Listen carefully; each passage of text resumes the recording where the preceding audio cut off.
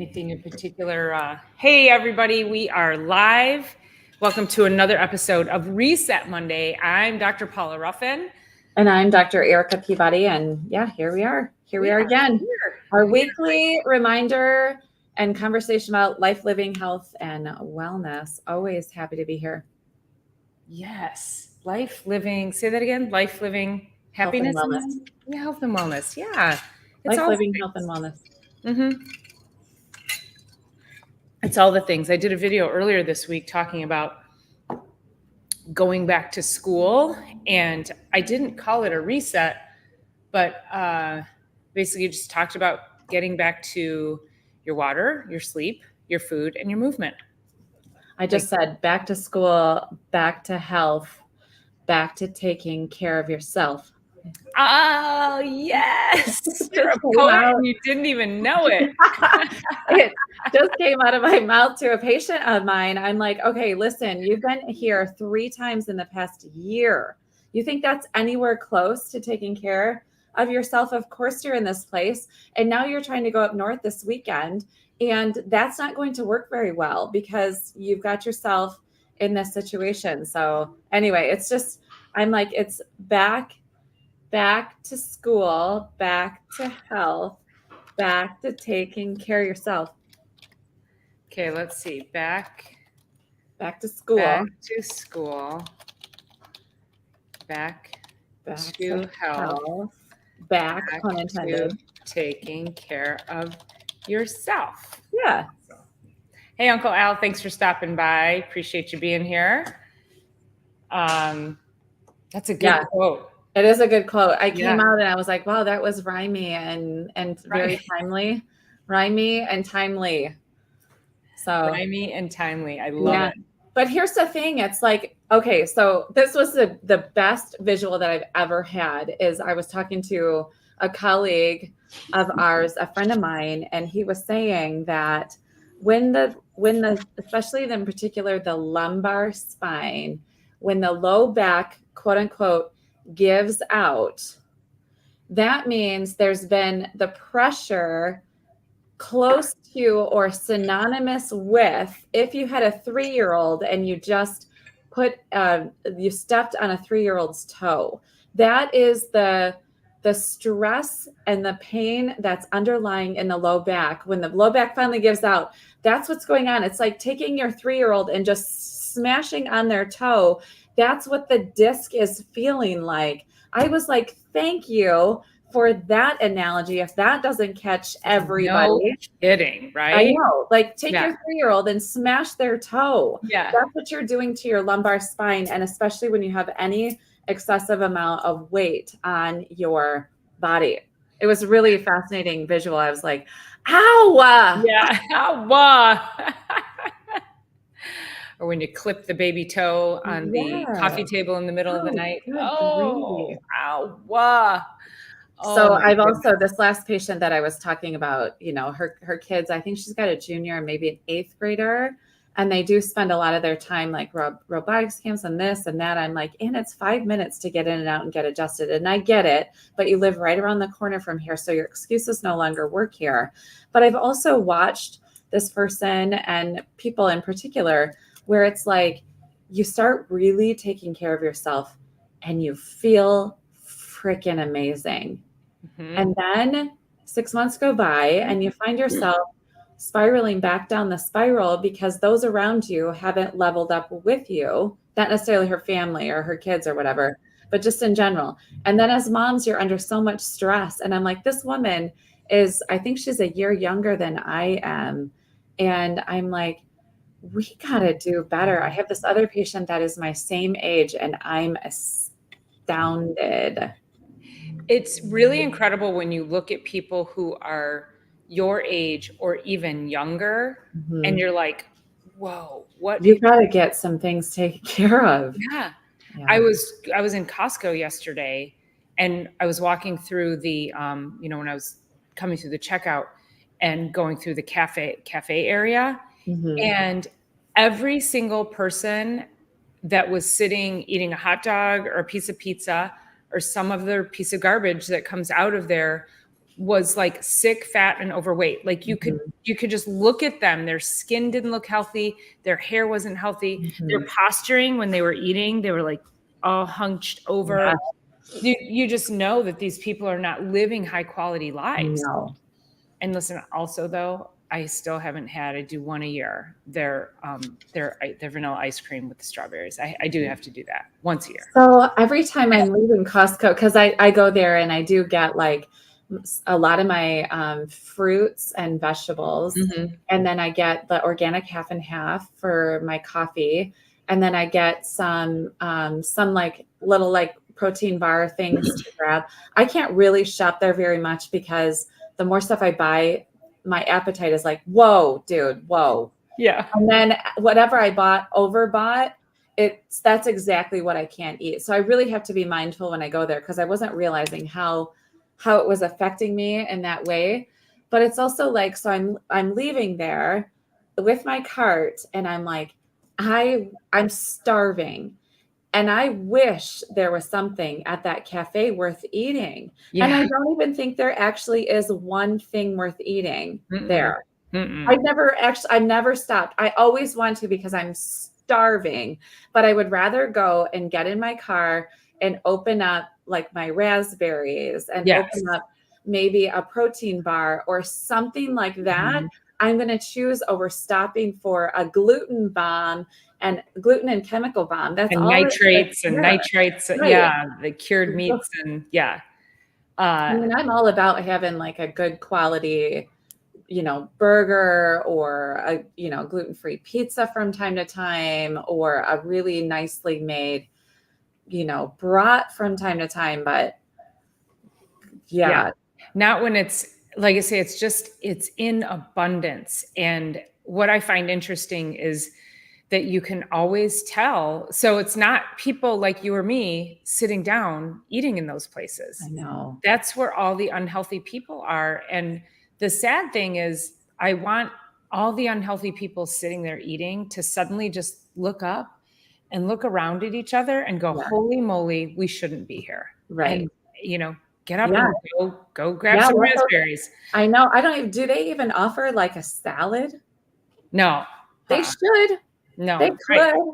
Yeah. Because I mean, they did like a chicken salad. Yeah. Or like a green salad with just grilled chicken. Take one of their rotisserie chickens or a million of them. Even if they threw that into a wrap, I'd be okay. Oh, it's not. Yeah. No, it's just interesting. And, and I'm also I'm a food shamer in my head, when I shop, when I go to the grocery store, because it's the same thing. You look at what's in people's carts and it is a direct relationship to the morphology of that person. Yeah. And, swollen legs and ankles, and you see the dry skin and the eczema and, and then you look in the cart and you're like, oh, there's pop and there's like, Kraft macaroni and cheese and, just all that garbage. So there was one time I was in the local grocery store, and our local grocery store is failing miserably. Like they're price gouging for one, but you take any vegetables or fruits out of there and they're going to mold within, if the avocados, they're not even a chance for them to be well. The other fruits and vegetables, I do buy organic arugula because I need my hands on that regularly, and it's local here. Right. So I do that, but that's good. I know. But other than that, so I was in line and I was watching this person check out. I was just watching because it is hard not to look and see what people are buying. And, when you have your cart and you have like your 212 packs, like in bottles, they're like up on but there's like on each side. So anyway, I know I was watching this person check out and I was just appalled by what they had on the rolling thing on the belt. And I took a picture of it and I almost posted it, but I looked up because they were facing the other direction and it happened to be a patient of mine. Uh-oh. So I was like, let me go ahead and not post that. Yeah. But I did leave there, and I did post a little bit of something about, look around, shop the perimeter of your grocery store. I was super bummed the other day. I was trying to get my hands on organic espresso beans, and I cannot get organic here in town. It's crazy. Yeah. It's crazy.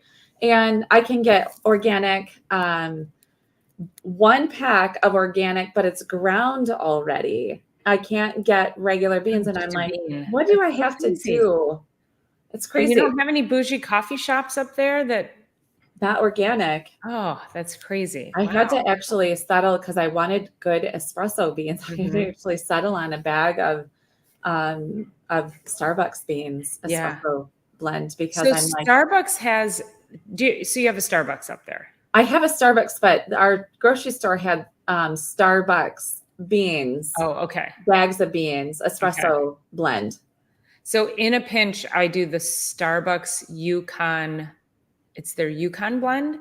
Okay. And it's a medium roast, but it's rich and it goes through the espresso machine Man, beautifully. I just really want, I gotta have that like flavor and just the lovely earth of espresso. It's one of my only vices. Yeah. But it's really important to me. So anyway, if anybody has the best espresso beans that I can easily get my hands on, I would love that link. But I'm gonna have to just go down to Whole Foods. I don't know what's at Trader Joe's, but Trader Joe's always has good. 45 minutes from me. Yeah, I was at Trader Joe's the other day for the first time in forever, and I forgot that they have amazing coffee. I used to get my coffee from them whole bean all the time. Yeah.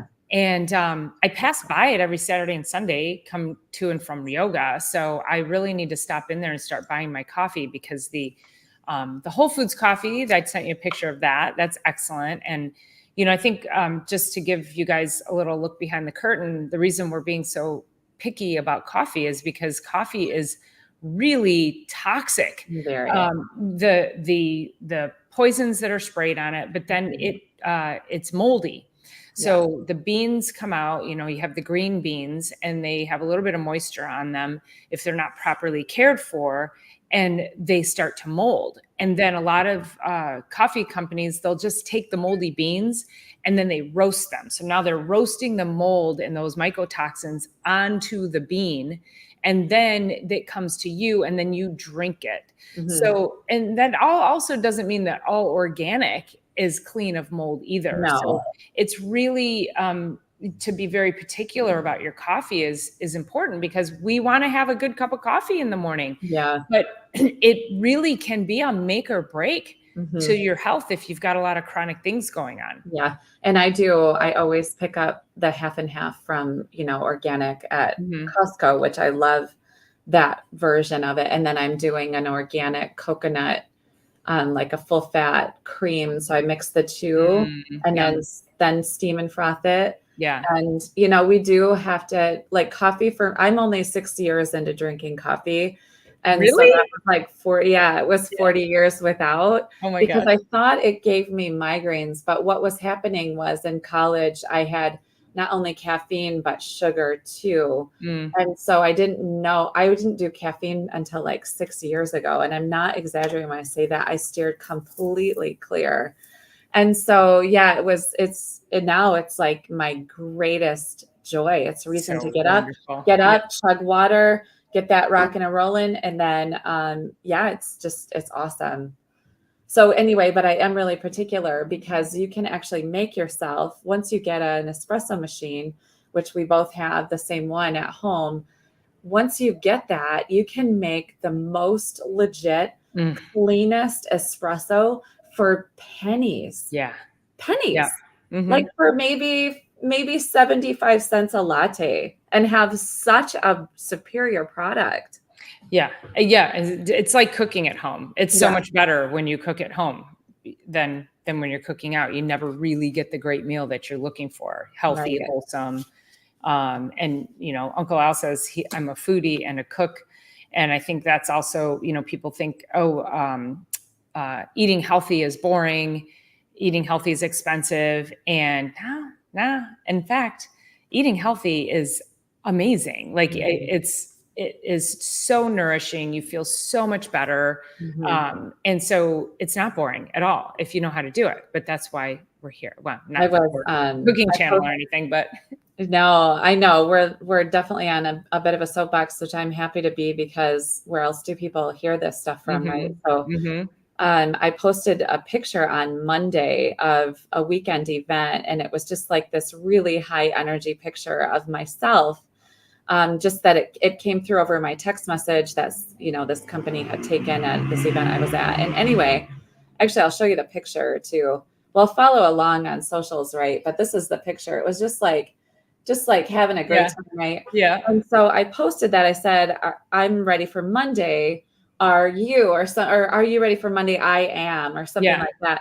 And a patient of mine who's 45 minutes away now, she was a patient back when I first opened 20 years ago. And I'm not even sure if she's in my system anymore, because she moved shortly after that. And then I switched systems 11 or 12 years ago. So she hasn't been in since, and she lives quite a distance, but I've run into her a couple of times and we're connected on socials. And she writes this on there. She said, "Good morning, Erica. I bet you never gained a pound in your life," which isn't true. And I appreciate that. Thank you for the compliment. "I'd be dying to know what diet you ascribe to. What do you eat?" And so I responded to her and I said, I know it's a great question. And I don't ascribe to any particular diet. I do low carb and definitely low processed carb at all. And I'm working really hard on getting higher amounts of protein. And then I do like a medium level of fat. And so I said, I eat to nourish my body and not for fun or entertainment. That's the key. So a lot of people, and it's awesome if people want to go out and have a good time and eat a nourishment. And Dr. Paula spends hours and hours in the kitchen because that's her passion, and creates incredible things, and has she's like, I did this and that. I'm like, oh my gosh, I made another egg sandwich. You know what I mean? Like, I don't have that passion at all. I came home yesterday and I made a gallon of homemade yogurt. So like not even a possibility in my world. And so her response to it though was this: "That's something I've honestly never thought of. I think of eating sometimes as a social thing, and I eat the worst things when I'm alone. I need to rethink my eating style." Yeah. And I just thought, and I sent this on to a friend because, he was asking me the other day, why so much social media stuff? And I'm like, Dr. Paula and I are both about taking our principles outside of the four walls of our practice. And so that one simple post that just said, "I'm ready for Monday, are you?" Led to a conversation that will maybe change that person's thought about what she's doing. And especially if we find ourselves binging on our own time quietly on junk. And that's not to say that I will not house like a container of Oreos once every 5 years. I definitely eat ice cream for sure when it comes up. I'm like, hold on. I can't. Do you have a question? Live? You want to come live? You want to come live on my video here? Oh, you did? Yeah. So I'll let Paula take over for a second. Okay. All right. You go with that. Let me. Yeah, you want to mute. Okay. So, and I think to Dr. Erica's point, this is so important because, okay, so she's not opposed to having an Oreo in the house. I may have some Girl Scout cookies in the house when that comes around, but we understand that this is not, we're not eating these in the closet in the dark of night by ourselves. And we're also being very mindful of the fact that this is such a rarity. And, I said earlier, I was like, well, I got to have at least one of those ice creams from, from Costco, right? Yeah. And I have to have my one, maybe two cider mill donuts in the fall dunked in cider. So, and we go into this knowing like, that's not healthy for us. We know that, but we've built up such a resilience. We've built such a foundation. Our tanks are so full with nutrition and wonderfulness on all levels that that to do that is not going to really, it doesn't make much of a dent. Now, when I eat it, I'm like, oh yeah, I know, I know I'm going to pay for it, but not like, some people are like, oh, I'll really pay for it. And it just annihilates them. I might just feel like a little dragged out. Maybe I'll get a little bit of heartburn. Like your body just knows it's not great for you. Right. But people are doing I'm going to pay for it on a regular basis. Yeah. And that's just, it's like there's a fire and you're trying to put it out with a hose on one side, but then you're just throwing more gasoline on it and wondering why the fire isn't going out. Like you just have to stop pouring the gasoline on it. Right. And we're pouring gasoline on our health on a daily basis. Daily. And the other part too, I notice is when I do indulge, the next day my body's like, give me it, whatever that was. I want it again. And yeah, it's just, it becomes a vicious cycle. And then people succumb to the cycle inside of stress, inside of life in general. And then off to the races. Yeah. And we wear these Aura rings, which are, they were originally a sleep tracker, but like a health tracker. And this will tell you when you've eaten like garbage the day before and you wake up the next day, it's like it's affected your sleep, your resilience, your ability to recover. So it's a great feedback system for us. So we're like, oh, okay, yeah, I can't do that for a while. And, we're going to be coming into the holidays here soon. I hate to even say that, but this is where you guys are going to hear us talking. We want to keep you on track. We do not want you going down that slippery slope of, health disasters, because like your patient was saying, I eat the worst things when I'm alone. Well, people also use parties and gatherings as an excuse to eat all the worst things too. So it's really having the awareness for yourself and being more in tune to what your body needs and what it doesn't need, what serves you and what doesn't. Is it killing you? Is it healing you?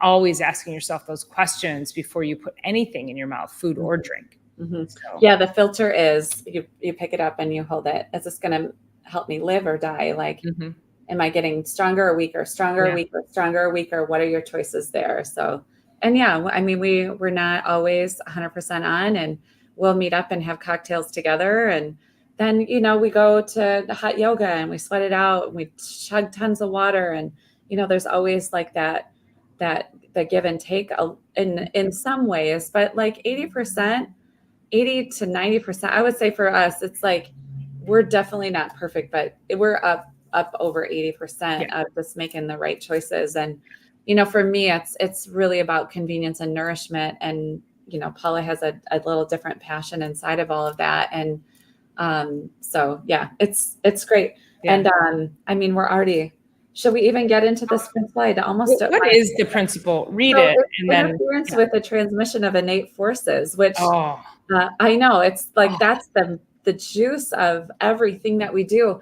And so I'll just read it and we can talk a little bit about it, and we'll probably revisit this next week too, because it deserves, we can do a twofer. An entire episode. What's that? We can do a twofer. Yeah, this is going to be a twofer. So number 29 is interference with transmission of innate forces. There can be interferences with transmission of innate forces.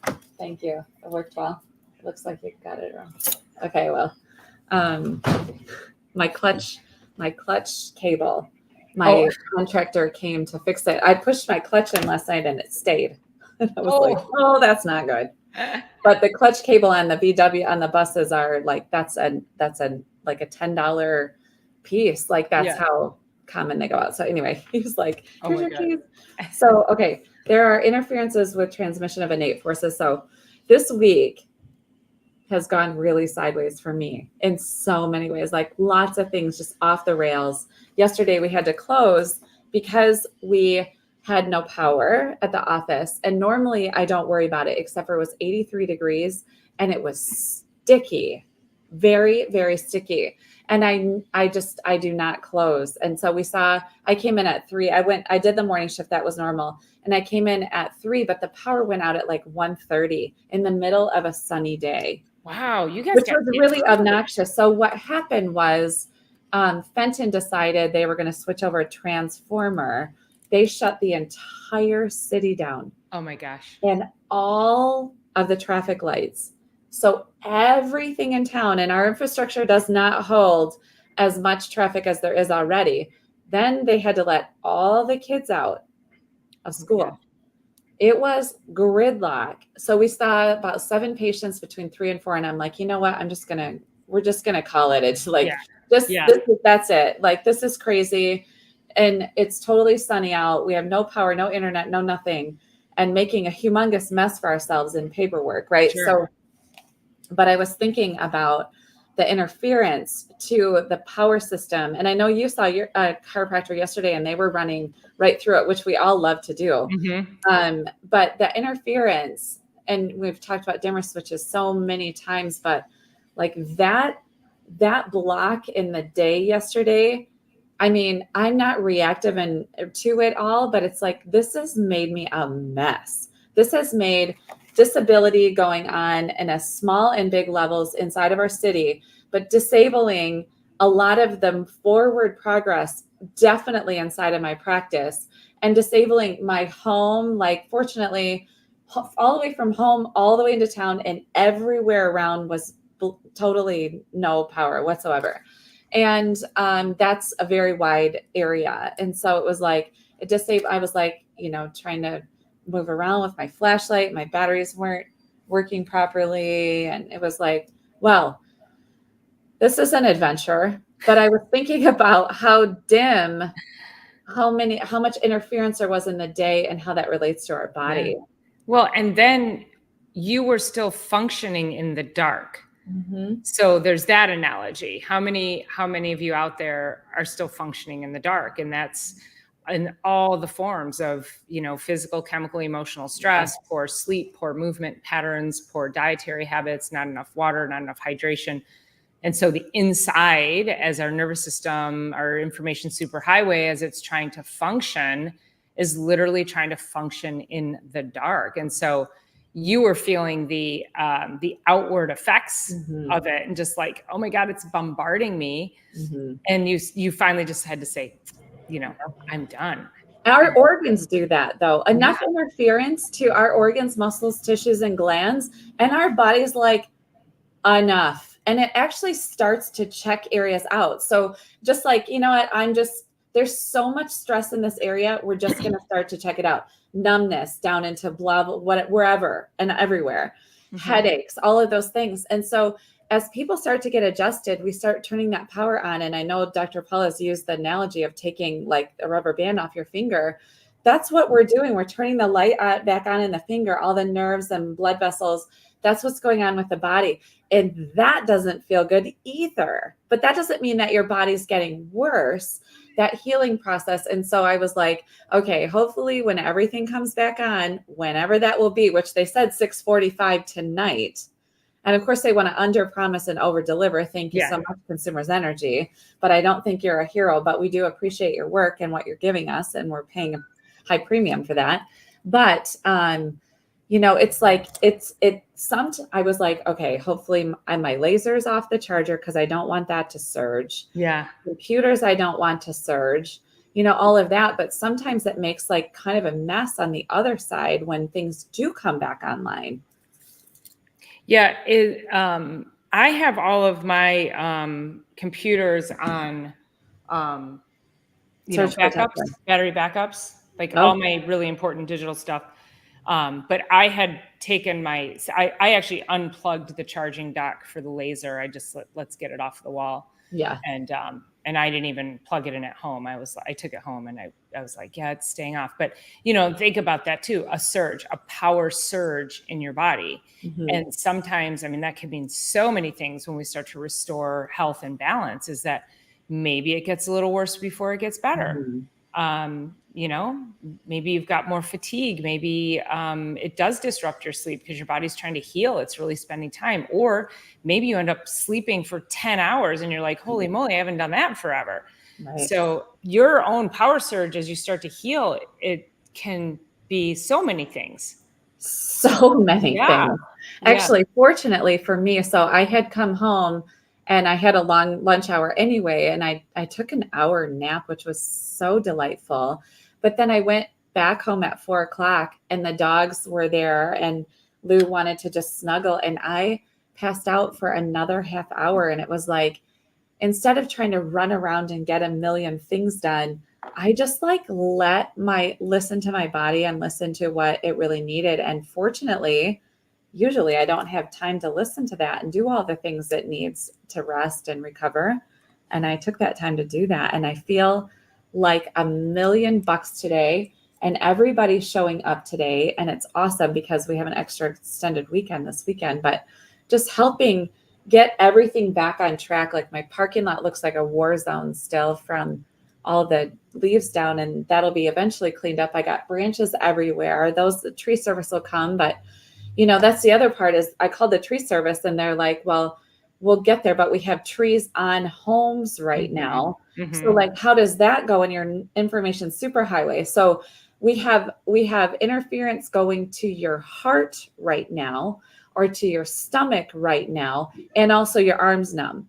Guess what's more important? That tree on a house is more important than the branches apply to the body as well. My arm is still going numb. This is still doing this, my blah, blah, blah. Well, guess what? The nervous system is also innervating all your vital organs, tissues, muscles, and glands. And the vital organs are way more important than a finger, way more important than, the numbness into the hands, way more important than sciatic nerve pain. Like all of that stuff, it's a hierarchy there. So I was watching the tree services, like we'll be there in a couple days, but for right now, we got to get these trees off of homes first. So yeah, it's amazing. And all the work it's work, it's around the clock. It's requires a lot of time. Again, just going back, like, we love to take all of these analogies and put them into the real world, because I think it's really important for people to see it from very different lenses, coming at you from so many different angles, because somebody today will hear that message and go, oh, I get it now. Somebody will hear the smashed toe on the baby and go, oh, now I get it. Yeah. But they might not resonate with something else. So I was driving back here, and one of the tenants had sent me a message with a picture of the tree down the huge walnut tree branch down in the parking lot. So I came home from adjusting and yoga, and I just came right into the office, and there was a truck here with a trailer that was like basically like a wagon. And I'm like, where's this person at exactly? And so I'm just like full of analogies today. So I'm wandering around my building. I'm starting to pick up sticks and like move things and get them off the parking lot to make space for patients on Wednesday morning. And all of a sudden, this guy comes out from behind my building, and he is drunker than a skunk. And he thinks he's going to help. Okay? Oh my God. Right. So he is the one that drove the trailer here, and he is trying to help, but I'm like, he's not the expert that I'm looking for to help. Right. And he's probably a liability. So I want you to, and I was thinking about when that tattoo guy came in and he had his friend crack his back. Yeah. Remember? And he broke a rib. So that friend wasn't the expert, and actually created he was a liability more than helpful. And I was thinking about that as I was telling this man, you're a liability to me. You're not the expert. So I just want to flip that into chiropractic. Like I could throw this guy at this project, right? And I'm going to have a real issue on my hands. I already know. I need the experts to do this level of work. And I want you to just apply that across your life as you're listening to this too. Yeah, I had a very mature birch tree. The wind, so apparently it was like 75-mile-an-hour winds, and it was such a harsh gust, and it just pulled it up by the root ball like crazy. And so that whole thing was, when you're talking about the expert and the not expert, right? So if I had, I was actually like in my head, I woke up yesterday morning and I thought, this is where I would love a community of people. Like I just, sort of like was manifesting in my head. I was like, the last time this happened, I got gouged by an expert because there was so much destruction. It looked like a friggin' war zone. And I was like, I would just love a couple of like guys in the community to show up with chainsaws. And I'm just going to put that out there, that the community will show up for me. Because also I didn't really want to spend the money because I'm still trying to replace my shed. So I was like, we're talking $500, maybe $1,000. It's a big tree. And so yesterday afternoon, I called a tree company and I said, can you come and estimate this tree and what it would cost to chop it up? So the tree's already down. Yeah. And she said, yeah, we'll be there. Well, literally I hang up the phone and my daughter knocks on the window. She waves me out into the front yard. And my neighbor from 3 doors down is standing in my front yard. He's like, yeah, I'm going to bring the chainsaw over later and I'll take care of this for you. And I was like, what? So, and then the day before, my other neighbor, he called me. He's like, hey, I just got home from work. I saw your trees down. I'm going to bring my loppers over. We'll get all the branches out of the street and everything. So the community showed up. But if it was like, I had to take that tree down, like if I had to fell the tree, I absolutely would have had the expert there, right? I'm like, okay, because we don't need to like worry about it falling on the house or somewhere else. Right. But yeah, and there's people competent enough.